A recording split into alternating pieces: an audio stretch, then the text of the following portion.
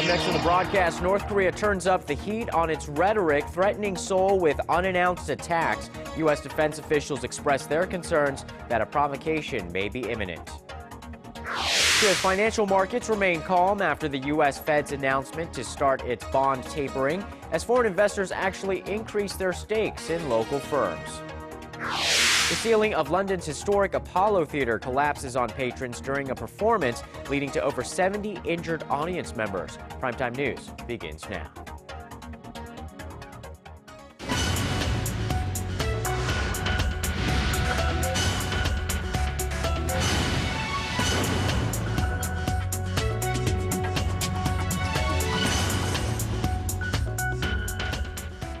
Good evening and welcome to Primetime News. It's Friday, December 20th here in Korea, live from Seoul. I am Yoo Ji-hye. And I'm Sean Lim. Thank you so much for joining us.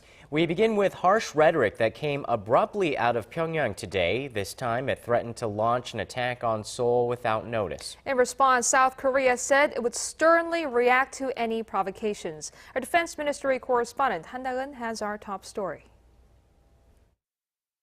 A fresh warning out of North Korea is turning up the heat on inter-Korean relations.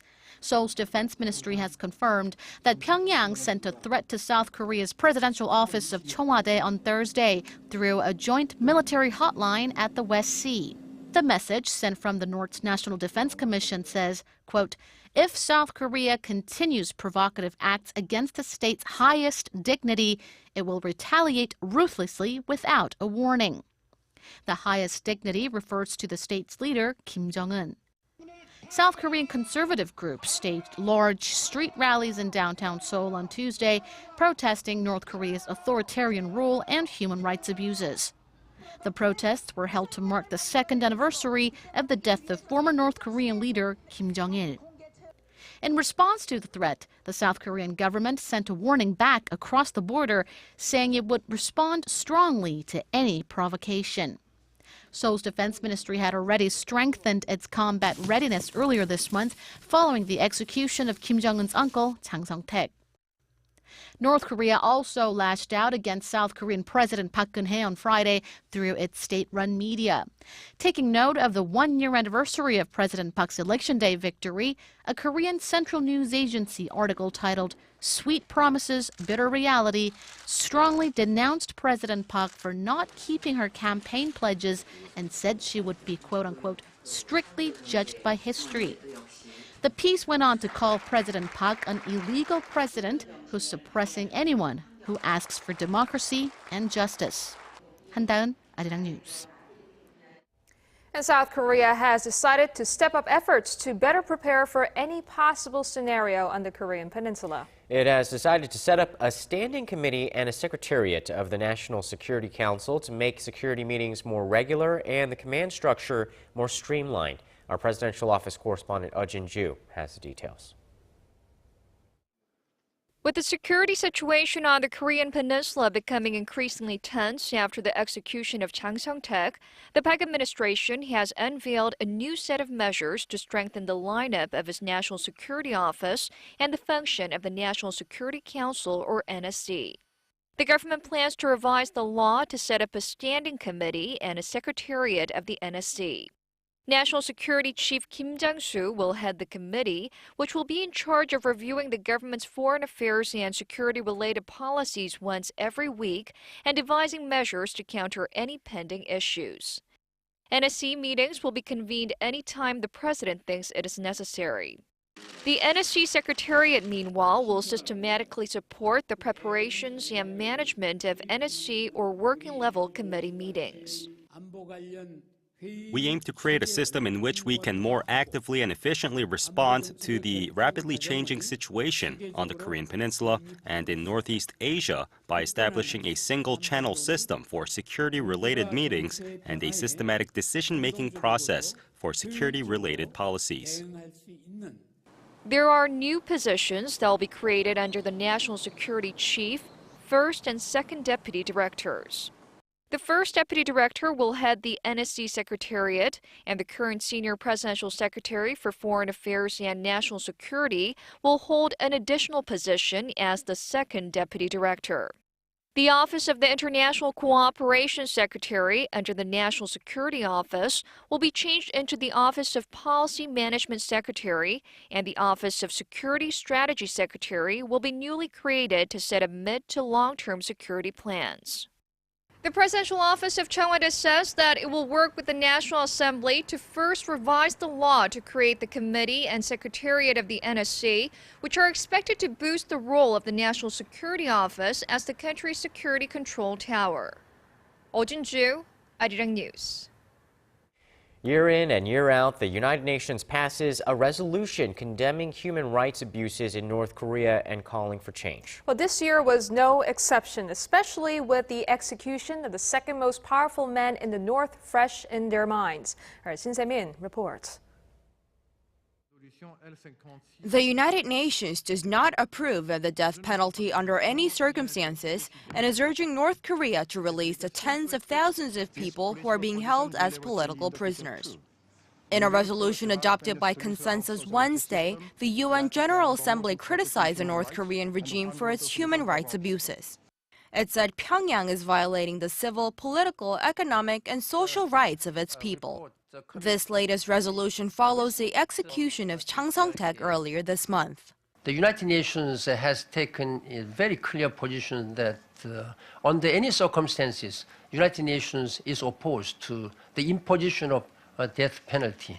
This is a very fundamental human rights issues. A North Korean delegate responded to the resolution by calling it a, quote, fabrication concocted by hostile forces. The resolution on human rights abuses is a regular occurrence each year and is designed to put more pressure on the North Korean regime. But it also holds no legal consequences. UN Secretary General Pan Ki-moon also warned that parties surrounding the Korean peninsula must stay vigilant and tread carefully so as not to do anything impulsive. The General Assembly also adopted resolutions on Syria and Iran, expressing serious concerns about the human rights violations in those countries. But it welcomed recent pledges made by new Iranian President Hassan Rouhani to improve in some areas of human rights. Shin Se-min, Arirang News. A day after the U.S. Federal Reserve's announcement over its decision to scale back its bond-buying stimulus measures, here in the nation, no major hiccups have been detected in the market. Stocks edged up and foreign buyers kept buying shares in local firms. Our Hwang Ji-ae has the details. There were fears of major capital outflows in Korea due to the U.S. Federal Reserve's decision to start tapering its bond-buying stimulus program. However, local stocks ended higher on Friday, with the benchmark Kospi rising 0.39% to close at 1,983.3. Analysts say the Fed's announcement helped reduce prolonged market uncertainties. They add the tapering indicates that the U.S. economy is on the track to recovery, something that will prompt investors to make riskier moves. Foreigners also extended their buying in Korea, scooping up a net 33.8 billion won, or roughly $32 million US dollars. The governor of the Bank of Korea has also downplayed the effect of the Fed's tapering on the domestic market. Kim Jung-soo said in a meeting with the heads of local banks on Friday that local financial markets are doing well, weathering the impact of the Fed's stimulus tapering. He cited net buying on Korea's stock and bond markets after the Fed's announcement on Thursday. The local currency, meanwhile, fell against the greenback and closed at 1,061.2 won. Dealers mainly attributed the fall of the local currency to the rising value of the dollar. Hwang Ji-ae, Arirang News. Moving now to the nationwide railway strike that rumbled into its 12th day on Friday. The union workers and the state-run Korea Railroad Corporation remain far apart on the compromise, as the government is forging ahead with a plan that got the strike rolling in the first place. Our Kim Young-gil reports. Thousands of unionized railway workers remained on strike Friday in protest of the government's move to set up a new rail operator that would run a new KTX bullet train from Suseok, Southern Seoul. which they claim is a first step toward privatizing the Korea Railroad Corporation.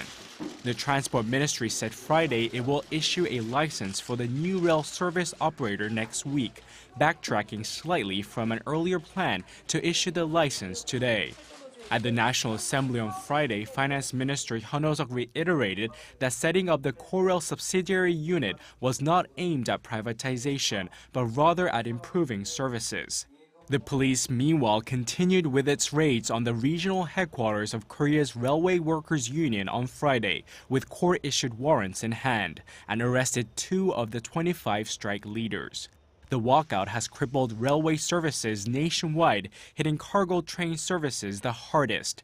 Rail freight operations are running at 39% of normal levels, and passenger services are at 56% and 61% for the Saemaul and Mugunghwa trains. Roughly 7,800 union workers are currently on strike. Nearly 8,000 people returned to work after Korail issued an ultimatum ordering them back on the job by Thursday. Korail on Friday also filed a lawsuit claiming damages worth $7.3 million against the union and 186 strike leaders for business losses incurred by the firm over the past 12 days. 심영길, Arirang News.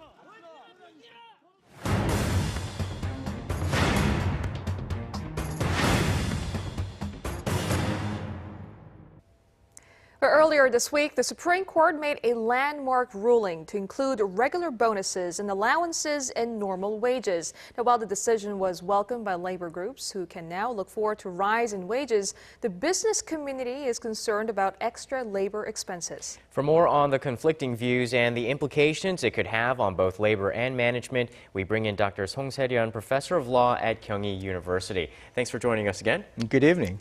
Professor Song, the controversy over the scope and size of the ordinary wage has long been at the center of dispute. How significant was the latest ruling by the Supreme Court? Well, for the ruling itself, it's not really a surprise because Supreme Court and other courts have been saying roughly the same thing about the standard of including something into the ordinary wage. If it's regular and if it's paid out without regard to performances and all those, then it is an ordinary wage. I think the significance is that the Korean wage system has been kind of convoluted and distorted because of the lack of clear guidelines. But once and for all, I think they'll fix that.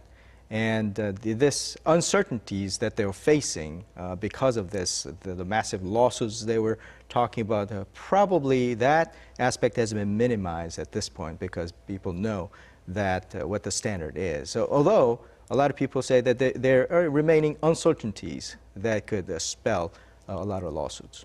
Well, with the latest ruling, the certainties for business groups, they say, will be increased costs. Do you think that this would really impact negatively future investment and growth for Korean companies? I think there would be some impact, but I think it would be a short term and not as much as they've been fearing.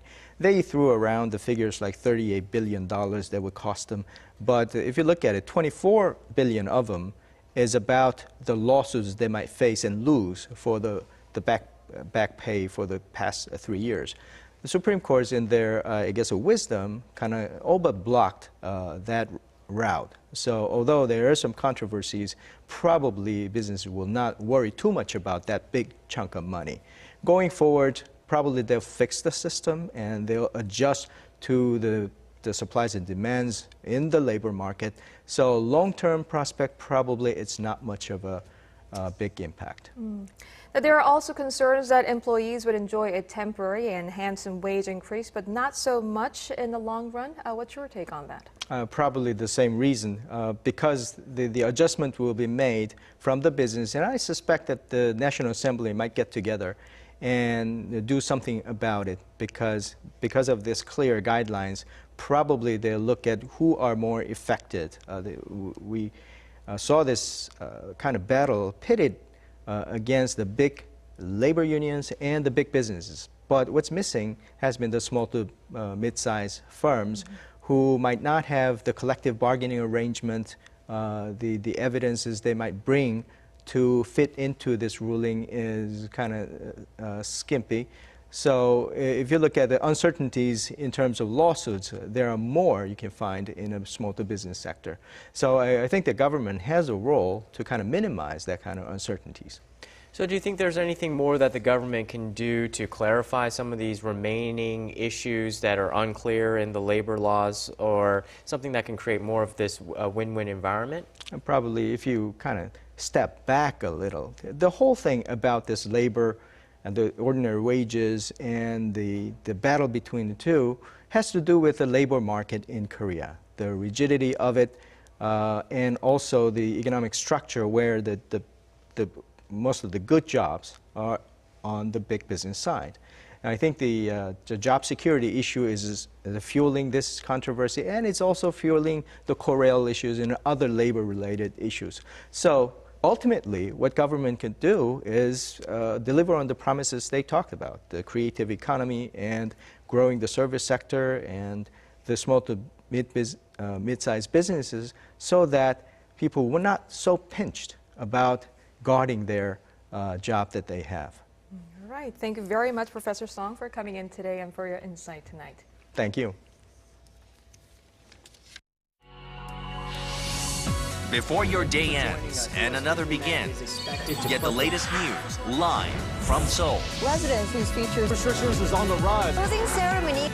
Expert analysis from Asia's heartbeat. The legislature circumstances. With a viewpoint only Korea's global network can provide. The United States, the latest report. Less than Unrivaled access from a team always on standby. Came on to me. We're trying to cover up the South. And taking you overseas to the Philippines, 4 people were killed and another 5 injured when gunmen opened fire at Manila's main airport on Friday. The mayor of the southern Philippine town and his wife are among the dead. Authorities say the suspects were wearing police uniforms at the time of the attack and that they fled on motorcycles. They also believe the mayor, who has reportedly survived previous assassination attempts, was the intended target. No arrests have been made so far, and an investigation is underway. And in London, scores of people were injured, some very seriously, after a ceiling collapsed at an historic London theater right in the middle of a performance. Connie Kim has the details. London Ambulance Service says 76 people were injured after part of a ceiling in London's Apollo Theatre collapsed during a performance on Thursday evening, local time. That's a drop from an earlier estimate of 88. Authorities say their initial count was off due to the confusion of the situation.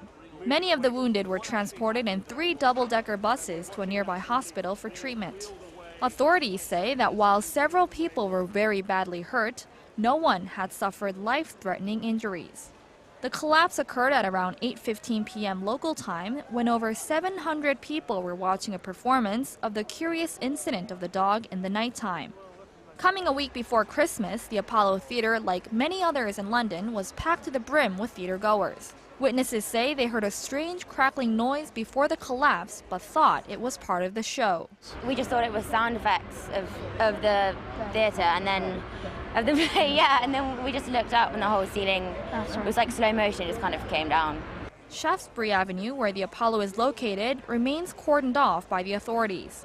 About an hour before the ceiling collapse, London was hit by a heavy thunderstorm, but the exact cause of the incident in the 112-year-old theater is, as yet, unknown. Connie Kim, Arirang News. Back here in the nation, Christmas and New Year's are right around the corner, which usually means there's no shortage of concerts for classical music fans. And according to our Kim Ji-yeon, the place to be is the Seoul Arts Center.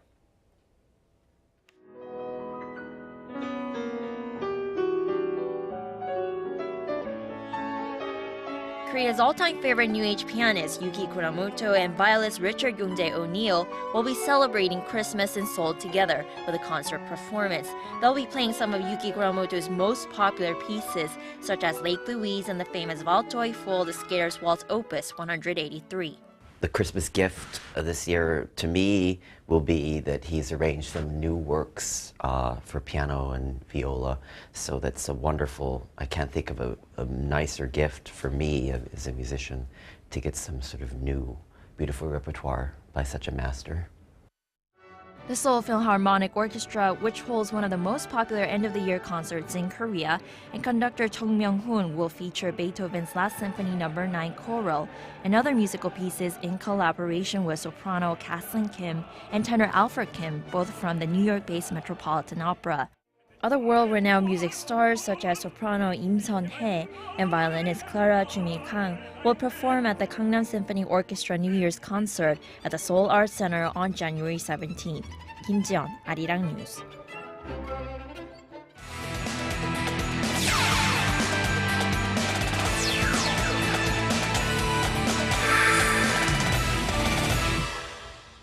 The first half of the Korean Basketball League season came to an end this week. And that means the KBL All-Star Game is upon us. Stephen Che joins us for a preview.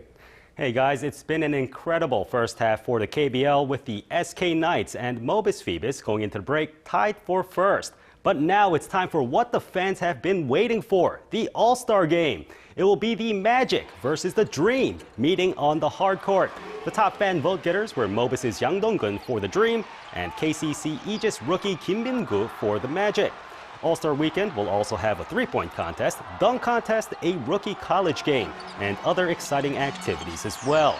It all happens at Seoul's Jamsil Stadium on Sunday starting at 11 a.m., so be sure to check it out.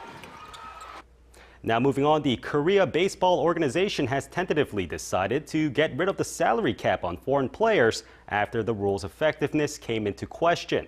The cap was created to make a more level playing field and to avoid excessive salary inflation, but it also worked to expose the league's under-the-table dealings. The top office will discuss alternatives at a meeting early next month. And on to football. The latest FIFA World Rankings have South Korea at 54th place to close out the year. That's a 20-spot dive from the same time last year, and it has people asking, how could this happen? Well, there were several factors at play. Working on a 4-year scale, a huge chunk of points was deducted from 2008 and 2009. Also, their winless performance at the East Asian Cup in July dropped them to 56th, a low point of the year.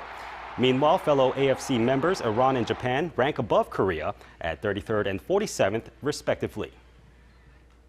And ending off here, the Korean bulldozer Namichart is the latest South Korean fighter to join the Ultimate Fighting Championship. The Road FC lightweight champion signed a deal with the UFC for 6 fights, and he gets his start next month on UFC Fight Night in Singapore. There, he'll get his chance to shine with fellow nationals Im Hyun-gyu, who fights Tariq Safieddine in the main event, and Mr. Perfect Kang Kyung-ho. Now that does it for me here in the Sports Center. This has been Stephen Che. Check back at midnight for the latest in the world of sports.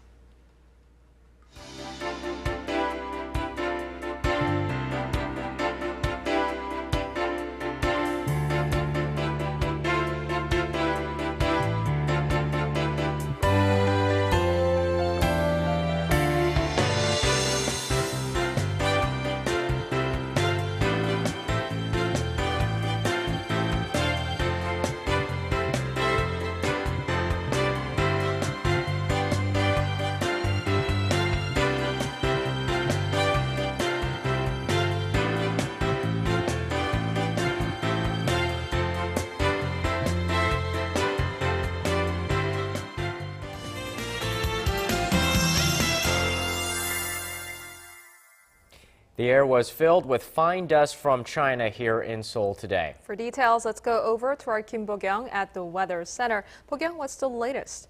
Well, guys, a preliminary fine dust watch was issued at 8 this morning, but was canceled at 9 p.m.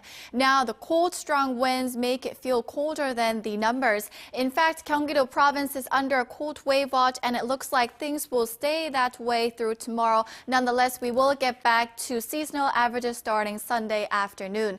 Well, taking a look at the current conditions, the nation is at the edge of a high-pressure system from China, which is why we're seeing cloudy skies across the map. Well, due to the smog, drivers in Seoul are only getting 5 kilometers of visibility on the roads. The bad news is that the smog will stay in the central regions with high levels on Saturday. Also, the east and west coast regions are forecast to get 1 to 3 centimeters of snow from later tonight through tomorrow morning.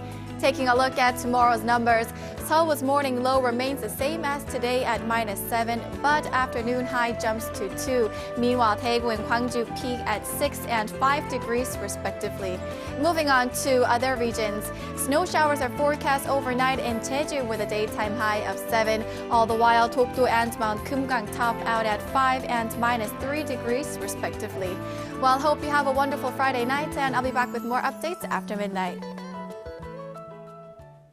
And that's our broadcast on this Friday night. I'm Yoo Ji-hae in Seoul. And I'm Sean Lim. Thanks for watching. Have a great weekend. We'll see you soon.